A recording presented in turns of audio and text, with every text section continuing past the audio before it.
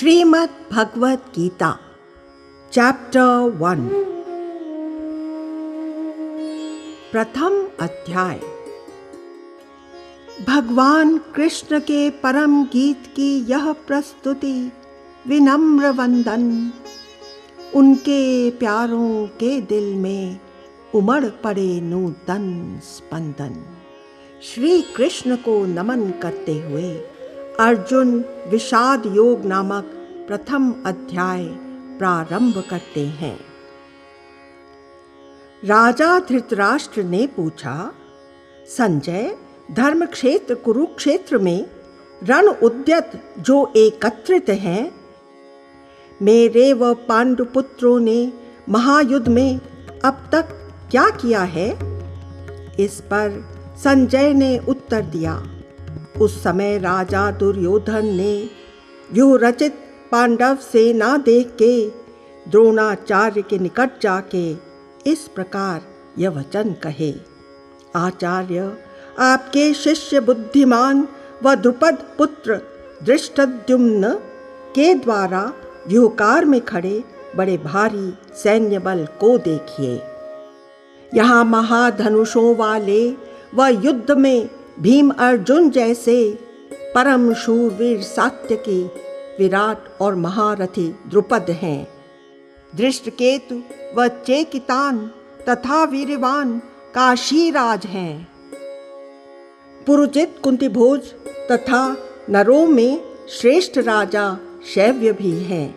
पराक्रमी युधामन्यु वीर्यवान उत्तमौजा हैं। सुभद्रेय अभिमन्यु व पंच द्रौपदेय सब महारथी हैं।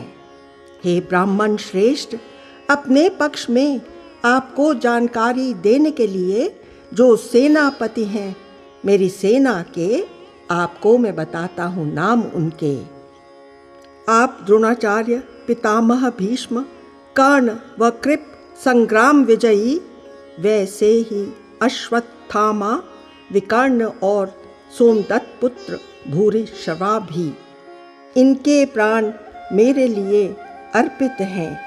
अन्य शूरवीर अनेक प्रकार के अस्त्र शस्त्रों से सुसज्जित हुए व युद्ध में चतुर यहाँ आए हैं। भीष्म पितामह के द्वारा रक्षित हमारी वो सेना अजेय है, अतः भीम से रक्षित सैन्य बल जीतने में आसान ही है। सब अपने अपने मोर्चों पर स्थित रहते हुए आप लोग सभी सब ओर से भीष्म पितामह की सुरक्षा करने में लगे अभी। कुरुवृद्ध प्रतापी भीष्म ने फिर दुर्योधन को हर्षित करने उच्च सिंहनाद के जैसा घोर शंख बजाया गरज करके। तत्पश्चात शंख नरसिंघे व नगाड़े ढोल मृदंग आदि बाजे एक साथ ही वहाँ बजाए गए। इन सब के नाद भयंकर थे। इसके बाद श्वेत घोड़ों से जुटे उत्तम रथ पर आसीन हुए माधव तथा पांडुपुत्रों ने बजाए दिव्य शंख अपने अपने। भगवान ऋषिकेश ने पांचजन्य व देवदत्त शंख अर्जुन ने, भयानक कर्म वाले भीम ने पौंड्र नामक शंख बजाए। हे राजन, कुंती पुत्र युधिष्ठिर ने अनंत विजय व नकुल ने सुघोष और सहदेव ने मणिपुष्पक नाम के शंख बजाए। श्रेष्ठ धनुर्धर नृपकाशी, धृष्टद्युम्न महारथी शिखंडी, विराट व अजेय सात्यकी ने, राजा द्रुपद और द्रौपदी के पंचपुत्रों ने व महाबाहो सुभद्रेय अभिमन्यु ने, सब ने सभी दिशाओं से अलग अलग शंखनाद किए। उस भयावह उद्घोष ने धरा नभ को गुंजाते हुए धार्त राष्ट्र पक्ष वालों के हृदय विदीर्ण कर डाले। हे राजन, फिर मोर्चे पर डटे धृतराष्ट्र पक्षियों को देखते हुए कपिध्वज पांडव ने शस्त्र चलाने धनुष उठाया। वह ऋषिकेश से अर्जुन बोले, हे अच्युत, आप मेरे रथ को दोनों सेना मध्य खड़ा कर दें।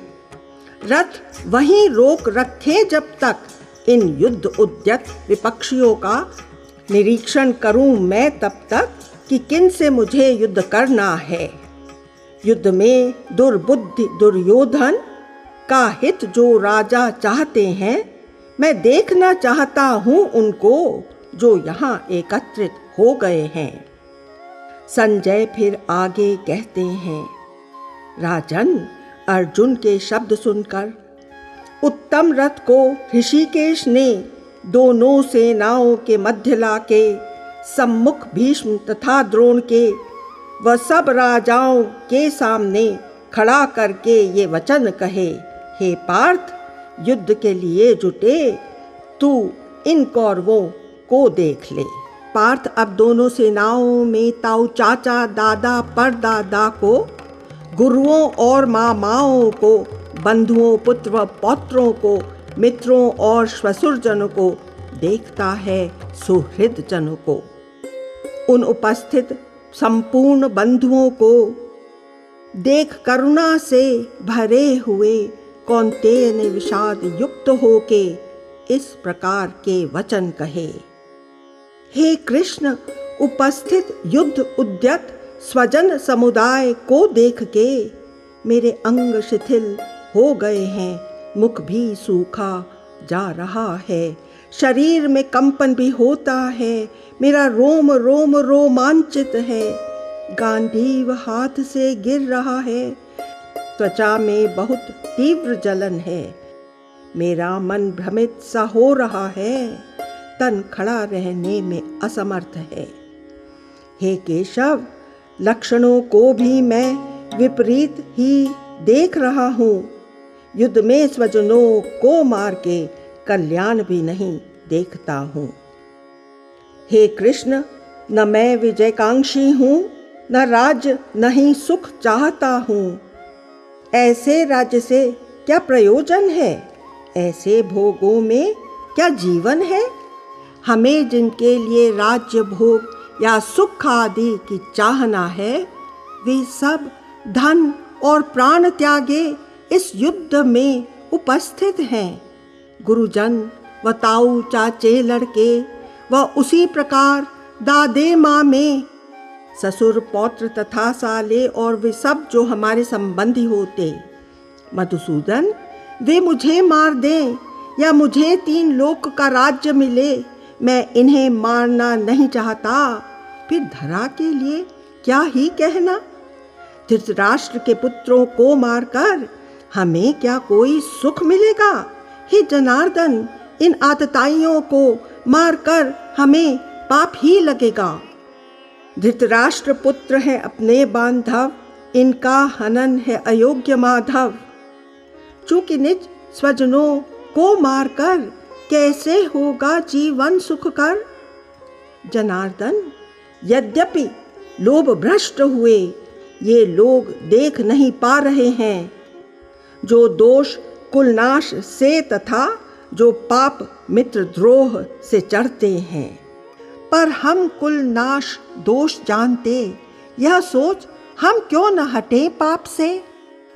कुल के नाश हो जाने से सनातन कुल धर्म नष्ट होते हैं, धर्म का नाश हो जाने से अधर्म अनेक प्रकार फैलते हैं। हे कृष्ण, अधर्म के बढ़ने से कुल स्त्रियां अति दूषित होती, स्त्रियों के दूषित होने से वार्ष्णेय वर्ण संकर उत्पन्न होते। वर्ण संकर सर्वकुल का घाती, कुल को भी नरक में ले जाता। पिंड जल की क्रिया लुप्त होती, पितर भी अधोगति में गिरते। इन वर्ण संकर कारकों के दोषों से कुल के घातियों के सनातन कुल व जाति धर्म नष्ट हो जाते। समस्त धर्म कुल धर्म जिनका नष्ट हुआ, हे जनार्दन, ऐसे मनुष्य जो हैं, सुना है अनिश्चित काल तक वे नरक में ही वास करते हैं।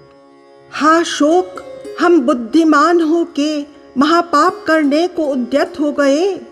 राज व सुख भोग के लिए स्वजनों को मारने तैयार हो गए। यदि मुझ शस्त्र रहित अप्रतिकारी को धृतराष्ट्र पुत्र शस्त्र लिए युद्ध भूमि में मार डालेंगे तो वह भी हितकारी है मेरे लिए। संजय फिर आगे यह बोले, रण में शोकातुर मन वाले अर्जुन इस प्रकार वचन कहकर शर सहित धनुष को त्याग कर रथ के पीछे बैठे जाकर। श्री कृष्ण को अर्पण करते हुए अर्जुन विषाद योग नामक प्रथम अध्याय संपूर्ण हुआ।